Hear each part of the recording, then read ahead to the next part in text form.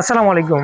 গত পর্বে আমরা দেখাইছিলাম যে কোয়েল পাখির বাচ্চা বসাইছিলাম, যে বাচ্চাগুলা অনেকগুলো ফুটছে, আবার অনেকগুলো ফুটে নাই, কি কি কারণে হয়েছে এগুলা, এবং কি কি বাচ্চাগুলা কি কারণে সুস্থ হয় নাই বা কি কি অসুবিধা রয়েছে, সেই বিষয়গুলো কিন্তু আমি আজকে এই ভিডিওতে আমি তুলে ধরবো।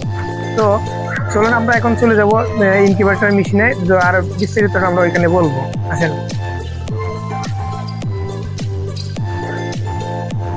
এটা হচ্ছে আমার সেই ইনকিউবেটর, যে ইনকিউবেটরের মেশিনে আমরা বাচ্চাগুলো বসাইছিলাম। তো এবার আমরা ওপেন করব। ওপেন করার জন্য আমরা দুই পাশে দুটো লক থাকে, এই পাশে লকটা ওপেন করব, আবার এই পাশে আরেকটা লক, এটাও আমরা ওপেন করব। ওপেন করার পর ঢাকনাটা উঠাইলে দেখতে পারবো। হ্যাঁ, এই যে দেখেন।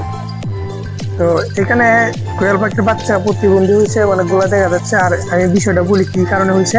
এদিকে দেখেন, এই যে আমার হাতে ডিমটা রয়েছে, এটা হচ্ছে এই ডিমটি কিন্তু আমরা যখন রাখি এক পাশে বা নিচে রাখার পরে কিন্তু এই যে আলুটা রয়েছে গরমটা কিন্তু অর্ধেকটাতে হয়, নিচের যে প্রান্ত থাকে ওই দিক দিয়ে কিন্তু মানে তাপটা না লাগার কারণে, আর্দ্রতা ঠিক না থাকার কারণে কিন্তু ওইদিকে ইয়া হয়ে যায়, যে এই বাচ্চাটা একটু নরম হয়ে যায় বা নষ্ট হয়ে যায়। এই কারণে কিন্তু প্রতিবন্ধী হয় বেশিরভাগ বাচ্চাগুলা।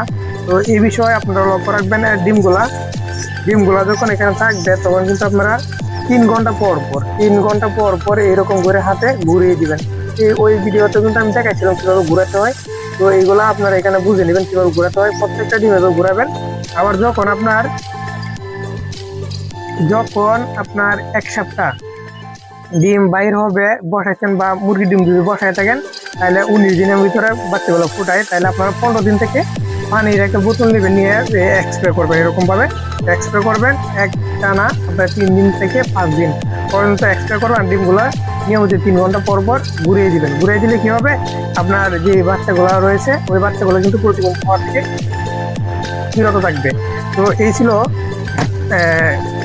কি কারণে প্রতিবন্ধী হয়, এই বিষয়টা আমি বললাম। তো তাছাড়াও আপনারা একটা বিষয় লক্ষ্য রাখবেন, এইগুলা থেকে সতর্ক থাকবেন যাতে এরকম নিত্য নতুন ভিডিও সবার আগে পেয়ে যান। এই জন্য চ্যানেলটি সাবস্ক্রাইব করে লাইক কমেন্ট শেয়ার